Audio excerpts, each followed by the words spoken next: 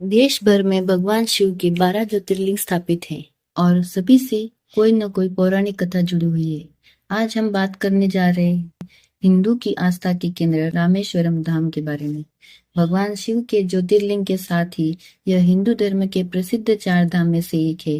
रामेश्वरम के बारे में कहा जाता है कि भगवान राम ने लंका पर चढ़ाई करने से पहले खुद अपने हाथों से इस शिवलिंग की स्थापना की थी। इसके बाद प्रभु श्री राम ने नल और नील के माध्यम से विश्व का पहला सेतु बनवाया था। राम ने पहले शिवलिंग पर पूजा अर्चना की और फिर नल नील के बनाए पुल से होते हुए लंका पर आक्रमण किया। आइए जानते हैं इस शिवलिंग के बारे में और अन्य खास बातें। लंका पर विजय प्राप्त करने के लिए भगवान राम ने समुद्र किनारे शिवलिंग बनाकर शिव जी की पूजा की थी। इससे प्रसन्न होकर भगवान शिव ने उन्हें विजयश्री का आशीर्वाद दिया था। आशीर्वाद के साथ ही श्री राम ने शिवजी से अनुरोध किया कि जन कल्याण के लिए वे सदैव ज्योतिर्लिंग के रूप में यहाँ निवास करें।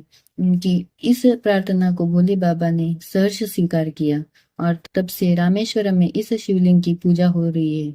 यानी यह शिवलिंग त्रेता युग में स्थापित किया गया है। इस ज्योतिर्लिंग की स्थापना के पीछे एक कहानी और प्रचलित है। कहा जाता है कि भगवान राम जब लंका पर विजय प्राप्त करके लौट रहे थे तो उन्होंने गंधमादन पर्वत पर विश्राम किया और वहां पर ऋषि मुनियों ने श्री राम को बताया कि रावण एक ब्राह्मण था।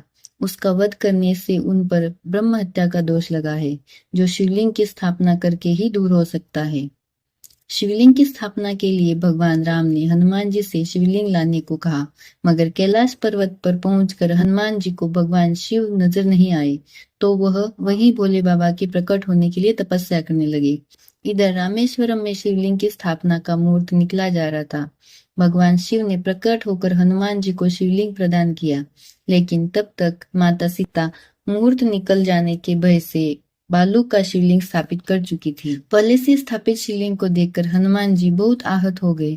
भगवान राम ने उन्हें समझाने का काफी प्रयास किया, लेकिन वह संतुष्ट नहीं हुए।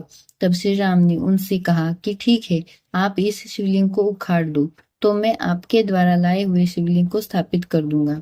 लेकिन हनुमान जी इतने शक्तिशाली होते हुए भी उस शिवलिंग को उखाड़ नहीं सके और अंत में मूर्छित होकर गंधमादन पर्वत पर जा गिरे।